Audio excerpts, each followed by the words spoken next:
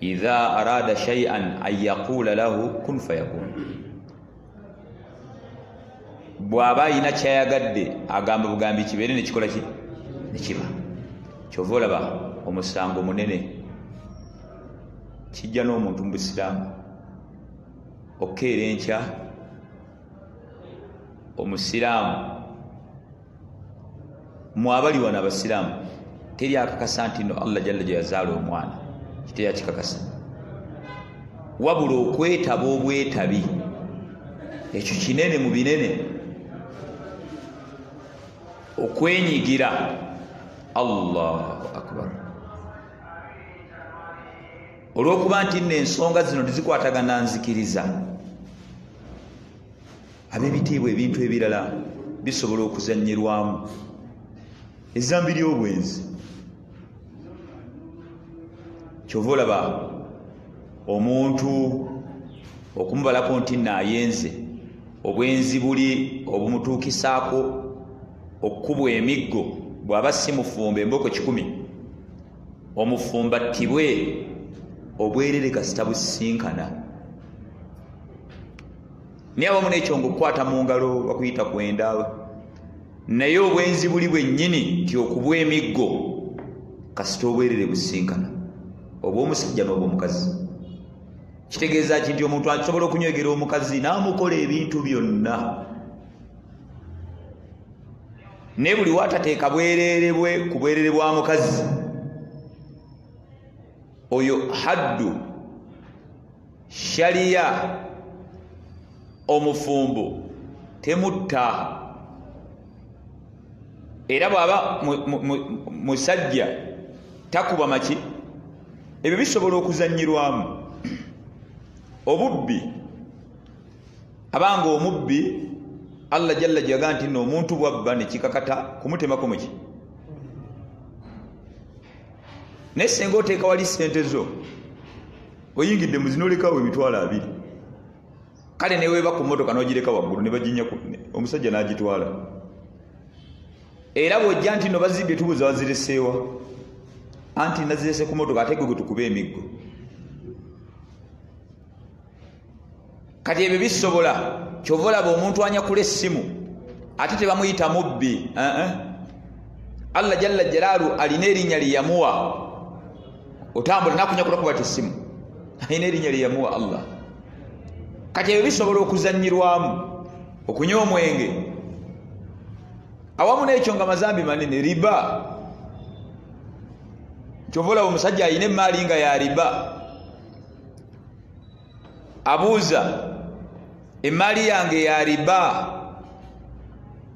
oba ebintu byonna byonna nabifuna mu riba naye riba muzizaayo nsasudde n'ebino ebintu bya abange emaali eno bwenti ne bwentu mugamba nedda kati kasita wali okoze tawuba Allah jalla jalla hata okutuusa n'omuntu alina emaali eya riba tebamugana kusaddaaka. Awamu n'ekyo nga ago mazambi manene. Kikyenjagala okutegeeza nti ebyo bisobola kale okuzanye naye abange tawhiidi Allah enzikiriza ebyo teri kuzanya nti ate Merry Christmas abadan. Kubanga obusiraamu buno bulina okubuyingira bulina omulyango gumu kutola shahada nakakasa ekigambo kitwogera nti wa anna Muhammadan abduhu wa rasuluhu.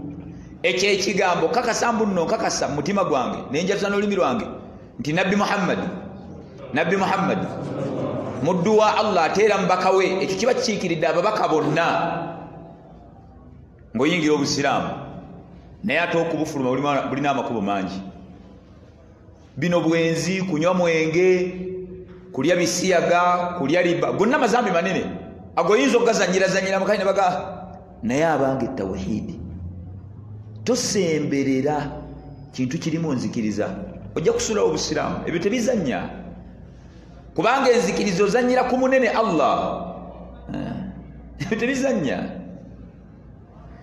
Ate na girlfriend wange kakati ate omanyi Aneti yansi era bwakusindikira Merry Christmas and Happy New Year mu blocking ekisoka girlfriend kiri haramu tokkirizibwa. Kati byebizibu okuwasa ate omukazi atali musiraamu, kubanga teriyo bufumbo bwa Musa kuwasa ate aneti.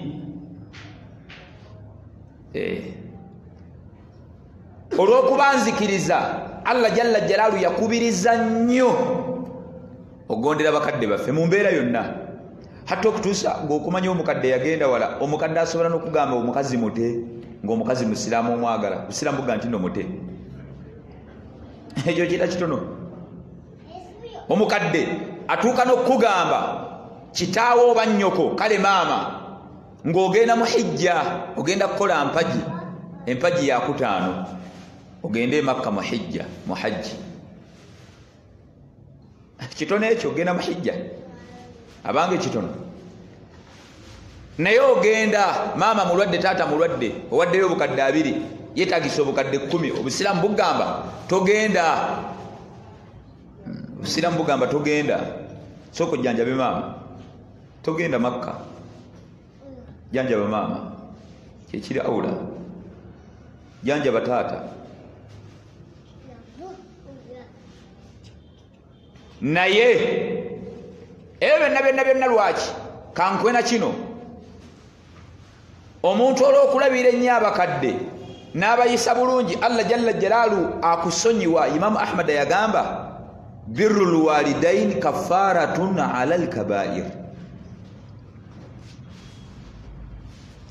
Kisonyiyisa ki? Amazambi amanene, kunywa mwenge, kwenda. Allah jalla jalaalu olw'okuyisa obulungi bakadde bo. Naye ssebo tokkirizibwa kuwa maama ssente za Christmas oba obufulumya obusiraamu. Ebyo Allah tazannya, tazannya, tokkirizibwa. Ebyo Allah jalla jalaalu tazannya, era talina muzannyo.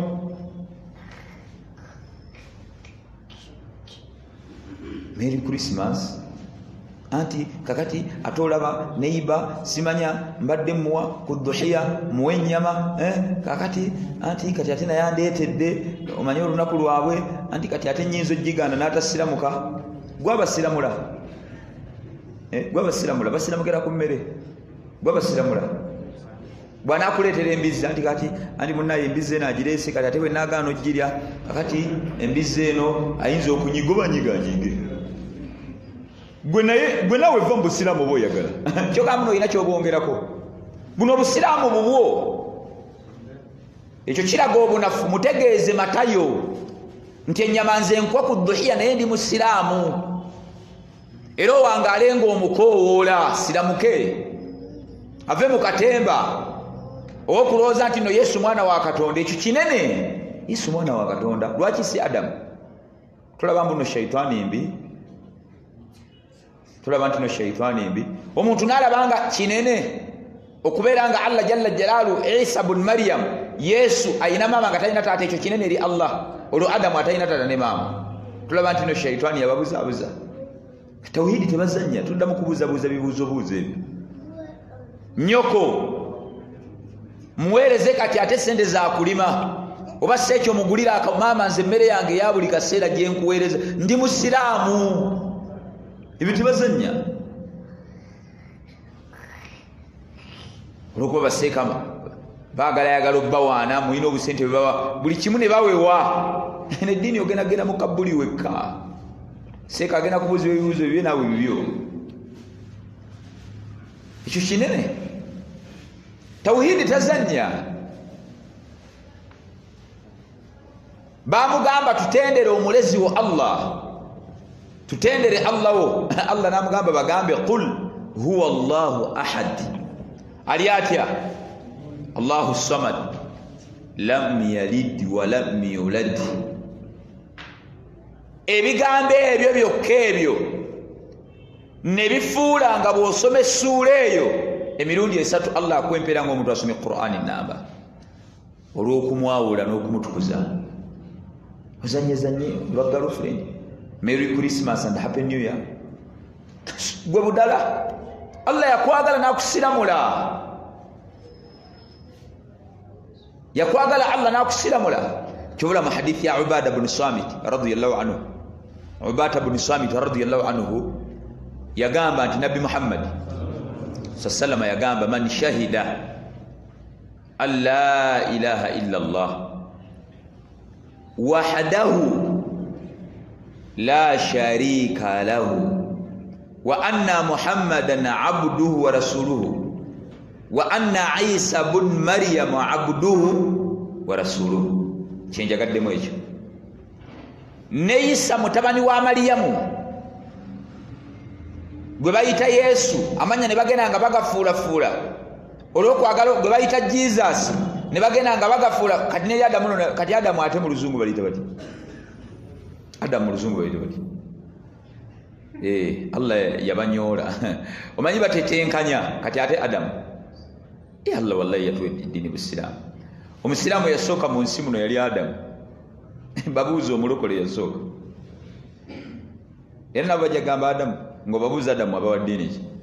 Ekyo Allah yabamyomyola. Omukatuliki yasooka, omusiraamu kati babuuza omukatuliki yasooka. Papa yasooka okuba omukatuliki nti yatusooka okutondebwa. Ekyo kyokka Adamu. Nabbi Muhammad sallallahu agamba omuntu n'akakasa nti ne Isa mutabani wa Mariyamu, abo gwe bayita Jesus Christ, simanya Yesu, abduhu muddu wani ate wa rasuluhu ate mbaka wani. Ekyokusatu wa kalimatuhu alqaha ila Maryam. Allah yalagira bulagizi Mariyamu beera lubuto. Ekyo Allah alagira bulagizi naye busobola okukeera enkyala n'agamba nawe beera lubuto ozaala omwana gwe oli musajja. Wa kalimatuhu alqaha ila Maryam wa ruhu minhu. Kyekigambo gwosobola okutematema gye wava, oyinza otubuulira gye wava. Okimanyi naawe oli wa byamagero, kati naawe oli mwana wa Katonda. Okusinkana obusinkani okwa kitaawo n'ennyoko, kitaawo n'ayiwa amazzi mu nnyoko, gwawe olaba waliwo enkwaso naawe. Golaba amazzi ag'ekyama agava mu kitaawo, mu lubuto lwa nnyoko golabamu amagulu gojja nago.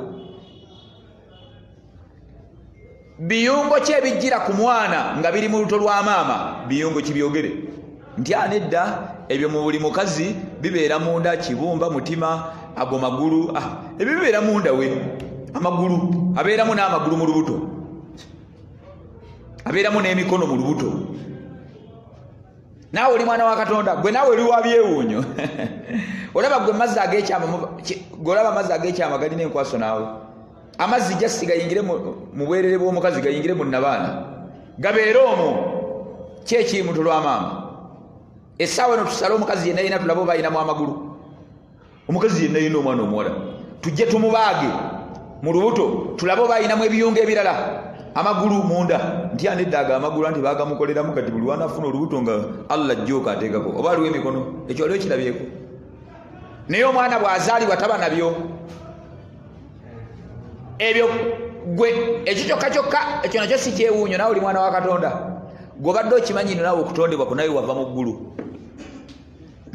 Wava mu ggulu, ova mazzi gakyama tugakuwe, tukuwe pipa mmeka? Tukukkiriza ne tukuwe pipa zoyagala. Osobola n'okulonda abantu abalina enkwaso, abalina amazzi nga makwafu, nga bazaala nnyo, ne weegatta n'Abachina, n'Abakorea, n'Abaitali, n'Abajapaani, n'Abamerika. Gattako bonna b'oyagala, ne tukuwa liita zonna zonna zimwagaliza amazzi g'ekyama, ne tubawa obudde bonna bonna bwe mwagala. Just n'okolayo liiso, n'okolayo liiso.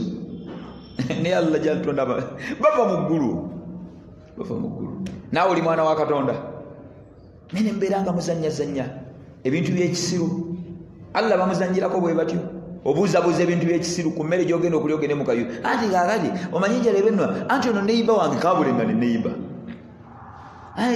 Anti ayinza okunyiiga yimma bw'analeeta embizi. Anti kaakati seeka omanyi kati nina neyibange ono Peter yaleese ekigodo, kati ate nti anyi bwe naagaano ki bwe naaki bwe siirye ajja kunyiiga, ayinza obutisa tajja kusiramuka. Bapita basiramukira ku kigodo ng'okiridde.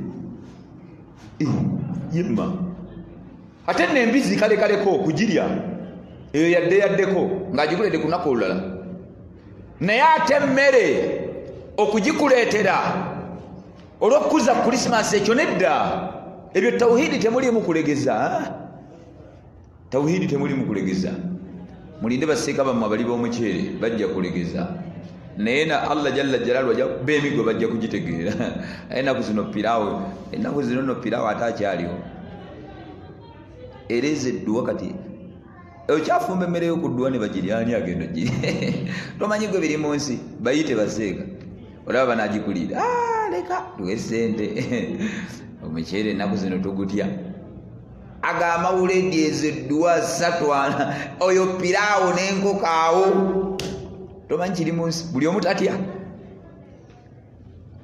nabekyo bage bitibwa basiraamu abakkiriza bino ebintu bya tawhidi bino ebiratusobola okuzanya mayirungi ago tusobola okuzanya mira abantu kale oba balye mira naye bino tawhidi mira tajja muntu mbusiraamu enjaga tejja muntu mbusiraamu ne Merry Christmas ojja kuvaamu wallahi obunzija mugwa bonteka anti nedda nyini bwe yatugambye nze nkusomesa obusiraamu tebabuzanyiramu Allah jalla jalaalu okutuuka n'ayogera ekigambo ekinene n'agamba waqaalu ittakhadha arrahmaanu walada ne bagamba nti nazaala omwana abasiraamu nammwe ne mwekobaana ne mugamba nti Allah yazaalo bagamba nti nazaala omwana Allahu akbar la ilaha illa Allah omusiraamu singa abadde amanyi olunaku yandiyusibye omuzikiti ne bagamba nti Allah bagamba nti nazaala omwana nze khaliqu kulli shay'in raziqu kulli shay'in ne bagamba nti nazaala omwana Allah agamba laqad ji'tum shay'an idda nga boogera ekigambo kinene message yokka gy'osindika Allah akulaba buli wodda girlfriend asobola okusindikira Merry Christmas soon and Happy New Year noddamu and you ekyo kyokka and you and you olaba nze asobola okivundula kati ate rabbula fakaifa rabbul alamin and you kuki and you what kuki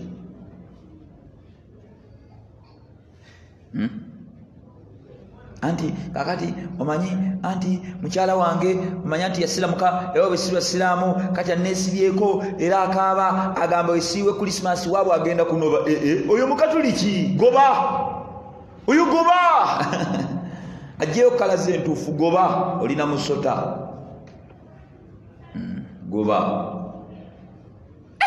Allah agamba laqad ji'tum shay'an idda nayogera ekigambo okumanya laqad ji'tum shay'an idda nagamba takadu samawatu yatafattaruna minhu Allah wa tanshaqqu al-ard wa takhirru al-jibalu hadda amagulu omusanvu gaagala kubetentuka geyaseemu gagwire ensi eno ensi naye yagala kweyasaamu ensozi zonna zaagala kusebengekera lwaki anda'u lirrahmani walada bagamba Merry Christmas mu nyumba y'omusiraamu kubukedde TV ennyumba eya Sura Hasani kubukedde TV wakati katyawo nga wafuniseewo awo kasita bafunamu bureke nga baleeta Merry Christmas mu nyumba yo agira batya Allah kwarushe ogenda mugamba oti ebyoloza tebiwandiikibwa mu maka agago amaka ag'omusiraamu bwe munala mu nyumba eyiyo nga takadu samawati yatafakkaruna minhu wa tanshaqu al-ard wa takhirru al-jibalu hadda lwaki am da'u lirrahmani walada. Allah zadda omwana jalla jalalu, Allahu akbar, jalla jalalu. Kyova ba Allah jalla jalalu agenda kubuza Isa ibn Maryam qiyama. Ayeyo ntera nnyo okuwulira abasomba Qur'ani abasinga obungi Sudaisani buli batuuka ku ayo bagiddinga ne bakaba amaziga. Allah agenda babu mwabagamba gwe Isa gwe wagamba abantu bakuyite Katonda. Isa Katonda. Nolaba Katemba yekka Yesu ani Katonda. Yesu Katonda. Yesu ani mwana wa Katonda. Iye ate Katonda ate mwana wa Katonda. Ate Katonda ate mwana wa Katonda. Ani amuzaala? Mariyamu. Kyoyagala okugamba mwana wa Katonda Mariyamu yamuzaala, oyagala kugamba nti Katonda bba wa Mariyamu? Ate si bwe ntyo bwe ŋŋambi, n'olabira ddala obutategeera.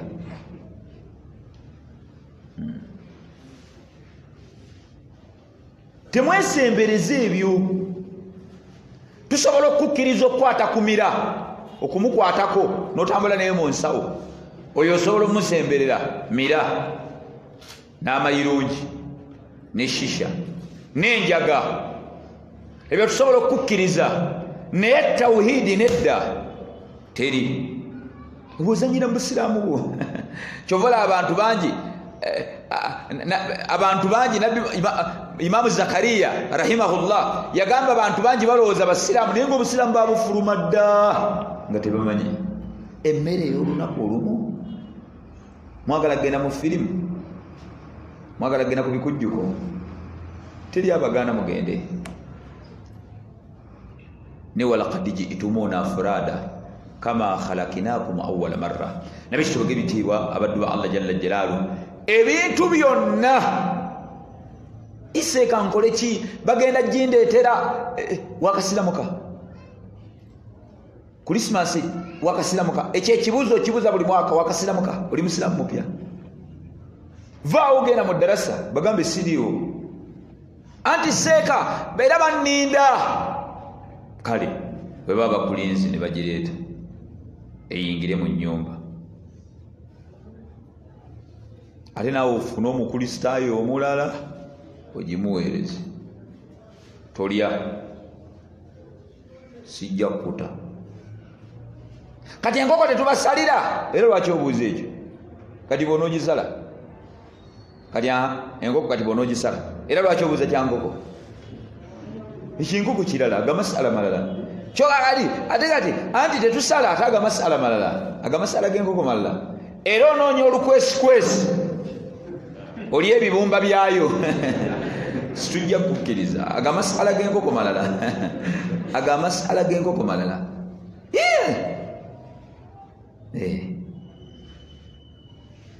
Allahu akbar. Tusaba Allah jalla jatunyereze ku Busiraamu. Allahumma abange ab'ebitiibwa, kyovola ba Allah jalla jagamba wama yanbaghi lirrahmani an yattakhidha walada in kullu man fi samawati wal ard illa ati rrahmani abda. Tusaba Allah jalla jatunyereze mu Busiraamu. Ne baganda baffe nabo Allah jalla jalaalu abawe ekyengera eky'Obusiraamu basiramuke, kubanga yenna anaafiira ku mbeera eyo finnaar. Abanga Allah tazaalibwa Allah. Mariyamu okubeera nga yabeera olubuto n'azaala Isa, Yesu nga talina, ekyo si kinene eri Allah. Adamu talina mama wadde taata. Adamu talina mama wadde taata. Nze naawe olabanga balina taata ne mama naye tebaliiwo, kubanga taata ne mama tebalina nkwaso kubeerawo kwaffe. Gw'olaba amazzi g'ekyama sperms amaniyi agakuvaamu, gwe bw'ogatunulamu bw'oti kikyolabamu ku byolina. Bw'ogatunulamu bw'oti amaniyi ku byolina kikyolabamu. Olabamu musuwa oba lulimi oba nnyindo oba liiso oba linnyo oba kagere oba mutwe oba nkoona oba byoya kiki kyolabamu mu maniyi naawe oli mwana wa Katonda Ibirisi yebazanyirako nabisobole ebitiibwa baddu ba Allah jalla ebirala bino tusobola ozannya kale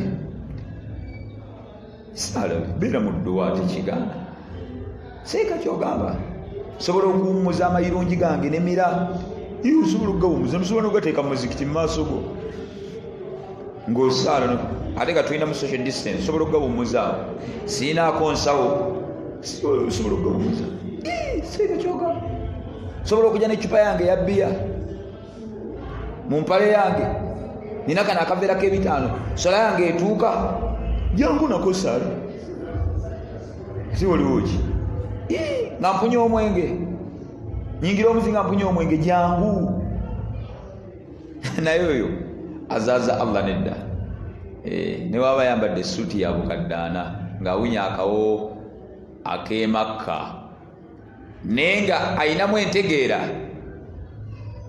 nti ittakhadhu rahmanu walada oyo nedda ne mukkiriza omusajja awunya bwakata awunya n'embizi tagiwunya buwunya n'ekigodo kiri mu nsawo n'amayirunja ne mukkiriza oyo oyo mulungi ne mugana omusajja yambadde essuuti neweeba kanzu ng'ataddeko n'omuge nga kanzu egigula ku Kaaba ayinako n'omuge ali mu khuufu asibi n'ekitambaala awunya akawo n'akalaadi akanene ayina n'omusaalo guliko Kaaba ayina n'omusaalo nga kuliko Kaaba ayina n'omusaalo nga kuliko ki tumugamba genda tuli musiramu tolina njawulo na paapa onaakusinga nakusinga ebintu bya tawhidi terikuzannya tusaba Allah jalla jatuwa enzikiriza entuufu abange Allah jalla jalalu innama amuruhu idha arada shay'an an yaqula lahu kun fayakun yalagira bulagizi Mariyamu abeere azaale ezo ntonda za Allah yatonda Adamu nga talina mama wadde taata n'atonda Isa ibn Maryam nga alina mama yekka ate yatonda Adamu nga talina mama talina taata n'atonda Hawa nga alina taata yekka ng'owamama tannajja asooka kukola Hawa nga alina taata yekka lwaki oyo si gwe bayita nga Isa tannajja eri bw'ova ku Adamu alina taata ne maama atalina taata na maama n'atonda Hawa nga alina taata yekka Allah n'alyoka aleeta Isa ibn Maryam nga alina maama yekka n'aleeta ffe abasigadde nga olwo maama na taata naye ng'ebyo byonna abange sababu asobola okukola byonna byayagadde nga tebaliwo kubanga naffe okuzaalibwa kwaffe era kwabyewuunyo mu mazzi g'ekyama kikyolabamu mu sipamuzi kikyolabamu si kyamagero ekyo okuzaalibwa ng'oliko obwereere kwe buli kuliko eno ebyawansi kuliko n'ogenda ng'okula okiyita gwe kyamuzanyo olina ebyenda Allahu akbar subhanallah la ilaha illallah tusaba Allah jalla jalaaluhu atunyereze mu ddiini busiraamu bino ebintu by'obusiraamu si byakweyita oli musiraamu leka naawe nze sula seebyo omusajja asobola okuba nga yejjooni naye nga musiraamu inda Allah ng'omusajja yeeyita sula naye ng'eri Allah paapa olw'okuyisinganya mesegi teryagaana kukola byoyagala oli waddembe okutambuza mesegi za Merry Christmas n'okwetaba mu bikujjuko ebyokuvuma Allah n'okumumanyiira osobola naye kimanye akaseera kajja ajja kukwata ojja muwulira Allah jalla jalaalu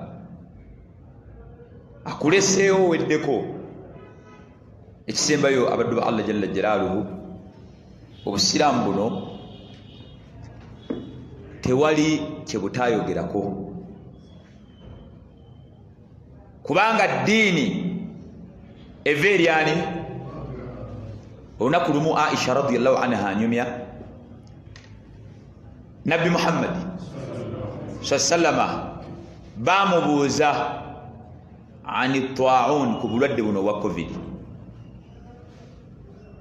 myaka 14 emabega.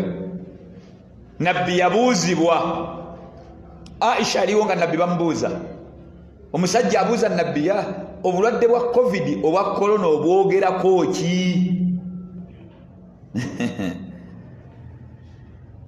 salawatullahi alayhi wassalamuhu nabiyuna Muhammad mubaka wani byonna byayogera bubaka okuva eryani, bubaka okuva eryani, nayogera ekiga Allah namuwa obubaka. Nabbi n'agamba obulwadde obwa covid obwa corona annahu kana adhaban, kibonerezo. Obulwadde bwa covid, obulwadde bwa corona, obulwadde bwa senyiga 19, obulwadde bwa kawumpuli, obulwadde bwonna obulwadde obufaanana bwe butyo, annahu kana adhaban, kibonerezo.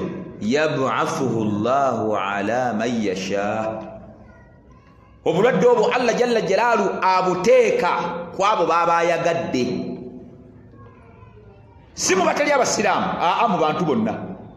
Wano Allah tayogere nnyo ku batali basiraamu, ku bonna baba ayagadde. Nabbi sallallahu agamba faj'alahu Allahu rahmatan lilmu'minina, Allah jalla jalaalu obulwadde obwo n'abufuula nga kyakusaasira eri abaki, si eri abasiraamu, eri abaki. Obulwadde bwonna buli we bujja guba musiiba, naye n'abufuula nga kyakusaasira eri abakkiriza. Ogenda kuwulira abakkiriza be baliwa. Nabbi sallallahu ayogera ekigambo n'agamba falaisa min abudin, tewali muddu, tewali muki yaqa'u ta'un, obulwadde ne mubusanga mu kitundu nga bwolabe bwe buli mu Central mu Kampala ne Wakiso. Wano Nabbi tagambye ng'obulina, wabula n'owulira nti obulwadde buli nnyo mu Central nga we buli kati mu Kampala, nga we buli kati. Nabbi agamba singa obulwadde bubaawo kati nga we buli kati, omuntu oyo fayamkuthu fi baladihi sabiran, n'otava mu kitundu. Eno hadithi etugaana mu abantu abadde baagala okudduka okuva mu Central okugenda mu byalo. Nabbi abaganye mubeere wano, tufiire wano, togenda mu kyalo. Teri, Nabbi aganye teri genda mu kyalo, olagawa bajjajja baleke wano kukunoonya sente ojja kubizibu, atodduke wano. Omuntu oyo n'agumiikiriza n'abeerawo, wulira ekiddako, nga ya'lamu annahu lan yusibahu illa ma kataba Allahu lahu, ng'akimanyi nti tewaliwo kigenda mutuukako okujjako ekyo kyamuwandiikwako. Yani ng'akimanyi nti okufa tekujja mutuukako. Allah jalla mbalayira Allah, wallahi buli yenna Allah gwe yawandikako nti naalifa corona oba covid ajja mufa, ate gw'atawandika kekyo tajja mufa wallahi.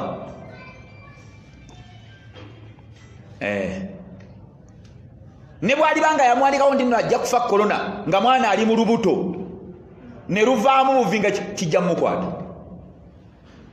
ekyo ng'akimanyi.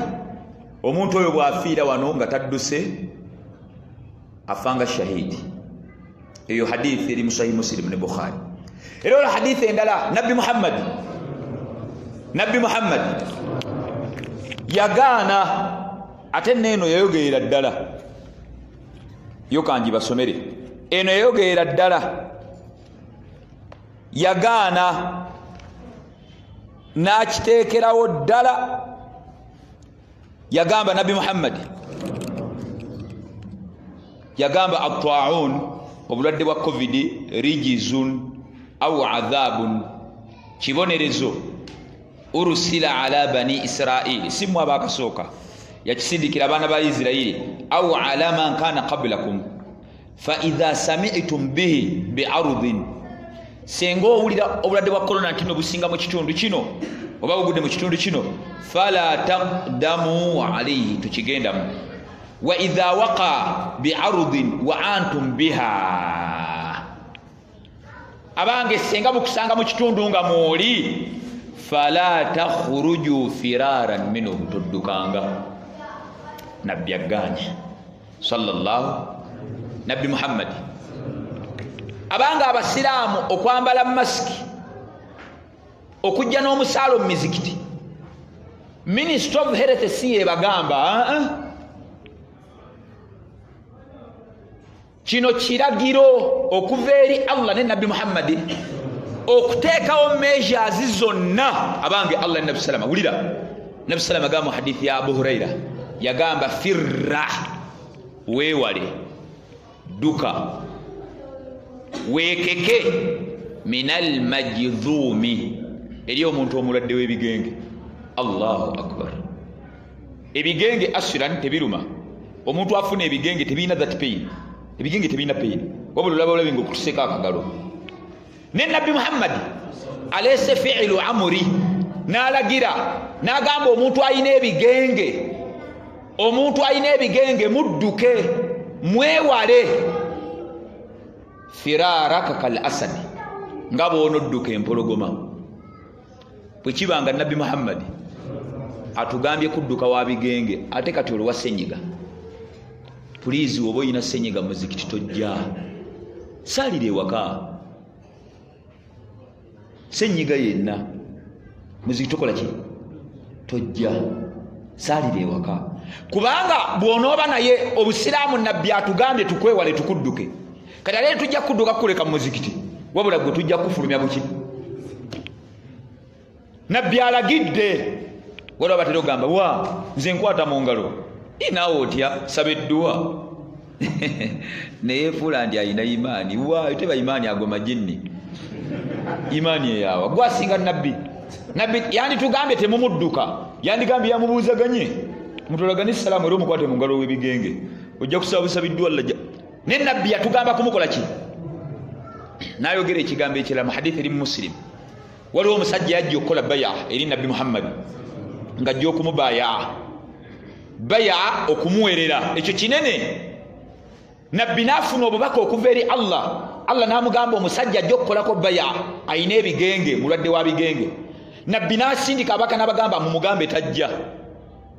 Qad baya'anaka, baya ayitujikkiriza faruji addeyo. Nabbi yandigambye ajja nkole baya, ate nga yali akisobola, kubanga Nabbi yali asobola okusaba eddwa ne butamukwata. Naye Nabbi yali atuyigiriza, yagamba addeyo tajja.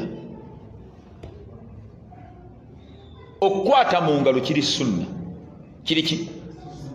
Nabbi Muhammad agambye omulwadde firra, ate kino kiri wajibu. Kino fi'lu amr, tukulembeza wajibu. Ate kisinga obulungi Nabbi bwe kibanga tetugenda kukwata mu ngalo, ate muleeta bya kiyaaye, temubonga, tola butozi salaamu kimala. Ni waliwo ate abeekoza bwe bati, temukopakopa nkola ya kikafiiri eyo. Kati ate bwengira bwe nti bwe oba kukokola bo tebuyingirawo, ebyo nabyo temubikola. Mwebonza. Ffe tuli basiraamu, tokwata mu ngalo teweebonza, ate era tokokola. Bwekuba kano kubagita kubonga, kati akakokola bakayita batya byonna mubireke. Byonna Nabbi agaanye salawatullahi alayhi. Yagamba omusajja addeyo, tajja, tansemberera, tajja. Ow'ebigenge Nabbi atugamba kudduka wa bigenge, ate owa senyiga fulu. Abaddu ba Allah jalla jasibaabu ezo tuziteekewo. Atulagidde wekitiibwa Nabbi Muhammad. Nabbi n'atuuka n'okwogera ekigambo kya n'agamba la yuridu mumuridun ala musihin. Yagaana okuddira ente endwadde okugitabika mu nte ennamu. Ente nga ndwadde Nabbi yagaana. Kiri kitya ate ku bantu? Bwe kibanga Nabbi yagaana kutabika nte endwadde mu nnamu, ate abantu okufa kw'abantu mimbabi awula. Lwaki abantu beetabikamu? Oyina senyiga, lwaki ojja? Sigala ewaka, salire waka, jangu n'omusaalo. Ekisinga obukulu kujja na misaalo, mujje n'emisaalo. Ngenda nabbagamba ekirala ng'oggyeko zino masiki n'emisaalo, sikyo sigera kyogera ku mizindaalo, kubanga waliwo abajja kiroba ne jesi egenda kuba nda ya Nakalaama. Ebyo byonna tubikola kweke, kubanga ebyo fe Achenge si yatugamba, si yatugamba minisita Achenge, fe Allah ne Nabbi batugamba dda. era buli wogana okuteekawo measures gwe omusiraamu ofuna omusango. Bino mbusiramu ebiri si bo. Ekisembayo ab'ebitiibwa mbeewaza ebbanga lyonna obuteemanyiiza kulimba. Temwemanyiiza kulimba. Omuntu bwe weemanyiiza okulimbalimba, omanye omulimba si bbanga lyonna tinaaba alimba. Once in a while ajjayo n'ekituufu. Naye olw'okuba at the beginning in his life, in her life, azze nga alimba. Ani agambye ekyo? Sura? Nedda, nja kumala kutuukawo oyo bw'atyo. Kati ne minisita Achenge, Minister of Health, obulwadde buno nga bwakajjaano mu Uganda yayongerangamu ebibye. Ate ye nga yeekuba endobo. Najja n'agamba abalwadde bali 13. Ne wayita ennaku ssatu n'agamba abannaye nedda waliwo obuuma bwabadde bufu 1000 olulamu. Kati tunuulira abantu abafaanana bwe batyo. Abantu bagana naye abantu bano baliko okuba ono si COVID comedy 19. Ne batuwangaliza essaawa eno katikati. Essaawa eno kati ge boogera mazima. Naye olw'okuba bakulembe abantu bano babawangaliza abantu baganya okukkiriza. Essaawa eno ge boogera mazima. Banne obulwadde mwebuli bumalawo abantu bye boogera essaawa eno mazima. Kati essaawa eno bye boogera mazima. Naye obuzibu buli bumu nti mu ntandikwa bateekamu ebyabwe. Ate ffe tetwaliyo gye baakebereranga. Era be balinaga abannaye mutusonyiwe waliwo olunaana twalukebedde olulamu obuma kati. Era nagamba ne ngamba yandisirise kale. Nalwo nalulwaza n'atajja ate kubanga ekyo. Kati essaawa eno kyovola minisita Achenge akola bw'ati. Bwe baba 10 akola bw'ati. Takyayina byayogera. Kubanga agamba abantu bagenda kugamba bati kati naye ng'obulwadde abasiraamu mwebuli. Twakubaffe omukisa gwe tukyafunye. Allah jalla era kyovola batwebaza Allah okutufuula abaddugavu. Nti ate ffe tetulinga bazungu. Naye obulwadde bukola butya? Mwebuli. Just ensonga egi nti abantu banene abali batugamba amawulire. Kati essaawa eno naye abanga obulwadde mwebuli. Ekyo tukimanye tusaba Allah jalla jabo tutaasi. Naye waliwo kyesitawagira ekyabasiraamu okudda ku mikutu. Bannaye abasiraamu bafa nnyo. Emizikiti bagiggale. Naye abo abasajja si basiraamu sijja balimba. Omuntu ng'oli musiraamu otegeera osobola okugamba bagala emizikiti. Lwaki togamba woba olumiranya lwaki togamba bagala obutale? Kubanga mu mizikiti gino mwe tugenda okusinziira tusabe Allah jalla jalla tutaase obulwadde ateeke n'obutebenkevu mu ggwanga lyaffe. Omusiraamu ng'agamba bannaye nze mbadde ŋŋamba oba bandigadde essola za jjama tulekeraawo naye eryo liba lisaala ejjama oyo batasaala ebyo si bisiraamu. Ffe tuteekawo mmeja ne tugamba bannaye omuntu alina ssenye tuteeka wali kanyama. Ffe bano abatatuukiriza be tukasuka ebweru abayinza okuviirako sababu okugaza emiki. Kuba nti tusobola kugumiikiriza kuggala mizikiti nga gwe agenda okufuuka ensonga gwe tukukasuka gwaganye. Olwo ne yagambye bannaye nalabye ku mirambo emirambo 8 naye nga emirambo simanya 7 basiraamu.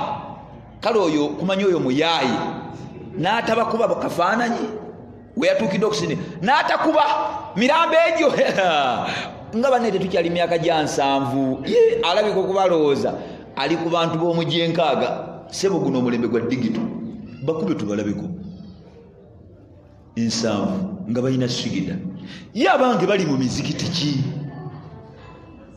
banne bali basaalira wa toyibu basiraamu bayogere gye basaalira. Olaba waliwo ebisajjasajja ebinanfuusa ebitulimu. Abasajja bonna bataddeko masiki. Ffe tugambye n'okugamba nti omuntu atayambala masiki omuntu atateekawo measures nabbi yagamba alina omusango afuna omusango. Ekyo mu Bayibuli mwekiri. Ffe abakyasinza okuteeka measures mu nkola kubanga ne Kurani ebyo yabyogera. Ku nabbi yagamba dda. Lwaki togamba okugala obukatale? Baabiwadde ssente bisooke byogera ekyo. Byoyogera kimanye nti nogenda kubiyimirirako mu maaso gaani. Ssente ogenda ziri ogende mu kayu. Omanyi kye bayita nga gwafu.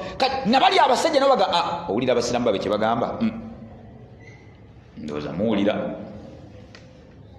Bannaye bafa nnyo.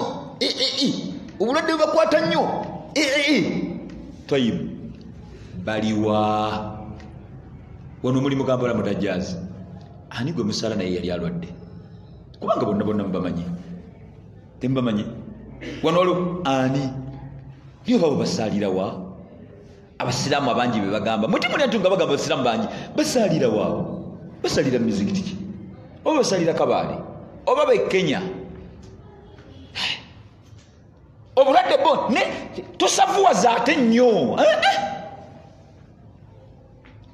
gamba nti bannanga omuzikiti bwe tunakwata ng'olina ssenyiga tujja kufulumya tojja kubanga omuntu omu ati tajja kufuuka sababu eggaza miki kubanga oliwo abalamu kubanga gino emizimu tugenda okukabira ya Allah tutaasa ebirwadde ya Allah ya rabbal alamin ya Allah tebenkeza eggwanga lyaffe ya rabbal kati ate mwe tukabirira ate eyeeyita Musa ayagala baggalewo oyo Musa taba Musa tusaba Allah jalla jalaaluhu ajjewo obulwadde buno